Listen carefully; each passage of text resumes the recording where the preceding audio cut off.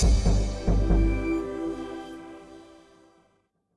everyone, Sergio here with the Rideshare Guy. What do we say on Show Me the Money Club? Work smarter, not harder. If you aren't using the Solo app, which I have been for the past year and a half, you may be working a lot harder than you need to. Let's change that. Download the app, link your account where you can manage your income, track your expenses, as well as your taxes. Not only that, but you can plan by optimizing your time, make more money, and even guarantee your daily pay with guaranteed earnings. Download the Solo app today. Begin to work smarter, not harder. Link is in the description. Let's get back to it. Let's talk about our next topic, because holy crap, man, you've been talking a lot. See, I told you 25 hours in a day, and it's already an hour 30. So we got still more topics to go through. We got to do it. So let's move on to our next topic. We're going to be talking about rideshare company making some changes and another rideshare company that is expanding. So the first one is Revel. If you know Revel, I was on a panel. I'm going to go like 2 minutes on this. Clock is on. I was on a panel with the manager of Revel at Curbivore in March in LA this year. We were on a panel with Gareth and the CEO of Wallet and anyway, so we were on a panel, and she was one of the people on the panel, and she was talking about Revel, that they have a vertically integrated business model. They own the cars. They're all blue Teslas. They just employ drivers as employees like Alto, right? Vertically integrated business model with just employees. And you just get in the car and drive for 18, 20 bucks an hour.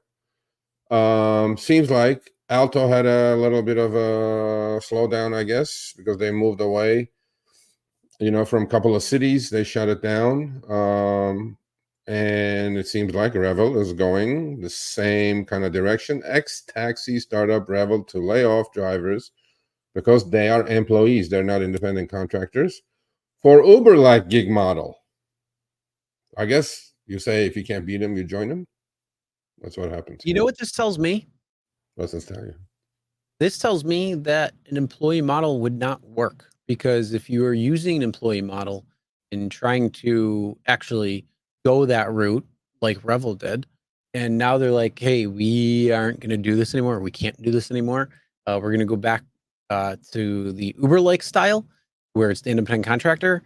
Well, that kind of tells me that maybe it doesn't actually work. So all the people who are saying, hey, we need to be employees, not independent contractors, you might not want to wish that, because it might affect you much more negatively than you think, especially if companies, like I say, already are doing the employee model and it's not necessarily working out in their best interest. Honestly, I never thought it would work, Chris, because, okay, it's Uber and Lyft can't make money without owning the cars. You're going to try to make money with owning the cars, bro. With owning and then paying downtime. So that means period one. That's not going to work. I mean, I'm just, I mean, I feel bad, but it is what it is. YSN Monks, I don't know how long you've been here. I mean, I'm not opposed to anything you're saying, but we've been doing this for like over 2 years now, and we've done really wonderful work. Telling the truth is what we do. I feel for you, but at some point, complaining has to stop. Just for the fact that nobody's putting a gun to anybody's head to do rideshare. So yeah, sorry about EV taxi startup Revel. Sorry about that lady. I don't know, so yeah. Vertically integrated business models, owning the cars, paying insurance, paying overtime or whatever, paying W-2 drivers to drive the cars around, and Teslas are not cheap exactly. Benefits didn't seem like it worked out. So we'll see. We'll see what happens. Yep. It's interesting, but again, be careful what you wish for, because you might just get it and you might not be happy that way. So next week we're going to talk about this topic, Chris. There's a lot of people getting logged off in New York City, bro. You tweeted that out. Uber's blaming Lyft. Lyft is blaming Uber. You know how that's going, right? Look, man, they own the apps. If you become employees, none of you are going to be able to log on. Only diamond drivers with 100% acceptance checks are going to be able to log on. They're going to give you a schedule and say, go work those hours. Be careful what you wish for about when it comes to employee classification and independent contractor model. So be really careful, people. We talked about this company like a year ago, right? Blackwolf. which think is so. drivers with guns. Yes. And But there's a catch to it. It's not like if you have your concealed carry license, it's not that you can go and sign up. It's actually people who were in law enforcement previously, or some sort of service. That is how they're able to become drivers. So it is limited in who can sign up and drive for them. But if you were law enforcement before, military or security, then you can actually sign up to become a rideshare driver on the Blackwolf app when it comes to Blackwolf Armed, because you're already trained in that. So there's a lot more training that's involved. So you would hope. there's different, just like Uber X, Uber XL, Comfort, Black, those. It's kind of the same thing. So Blackwolf has Blackwolf Premium with premium rides, and then Blackwolf Armed is where they're actually carrying guns too. Yeah, I agree. And this is like level above. And they said the premium is like Uber Black, equal pay wise, right? And I mean, hey, I mean, if you're that wealthy to do well-to-do, I don't think you would get into one of these. I think you would have your own security shit going on. Possibly. But you never know. I mean, hey,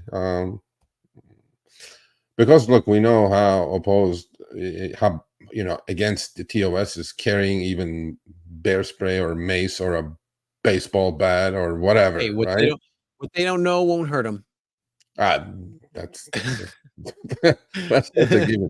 But all I know is, yeah, I mean, this company is expanding. I'm actually, maybe I'll try to get the CEO of this company to show up.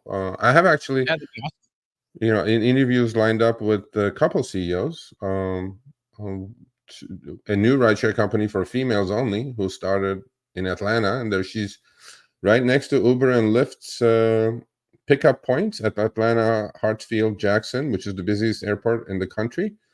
Hers is called Her Ride, and wait until her they get ride. sued for civil rights I'm violations. gonna try to get her on. She seems like a fighter. She's fighting, and all power to her. I think it's good to talk to people like that, entrepreneurs like that. There's another one. We have Paul Bohm of Teleport coming up. So we have a lot of good CEO, not good CEOs, but a lot of CEOs coming up with great information for you guys.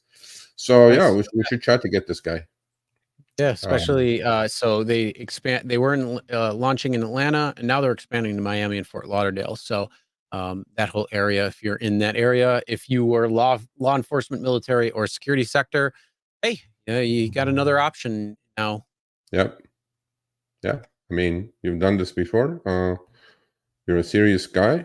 Just I think it's another alternative. I mean, what's the scalability of this? I'm not sure, honestly. Hold on. Let me answer this. Madden, there is for the rideshare companies, there's quite a few.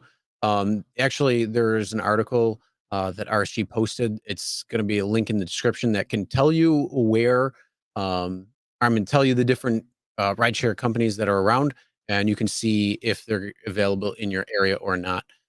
When it comes specific, though, I don't know off the top of my head.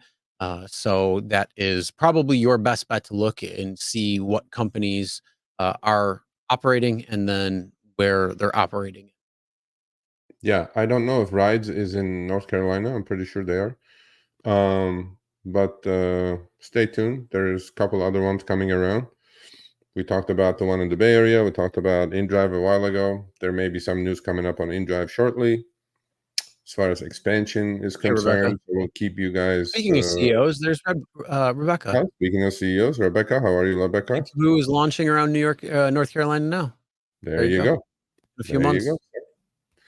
That's when you coming to Buffalo? Yeah. But yeah, so you don't need to go to New York City. Come to Buffalo, New York. I like competition. I like not competition. I like alternatives. Nobody can. I mean, look, I'm not going to say nobody can compete with Uber and Lyft, specifically Uber, but alternatives for the riders and alternatives for the drivers is a good thing. You may do 1 trip, 2 trips, 10 trips a week or a month, but if it's more profitable for you, that's what you're out there for. Independent contractor.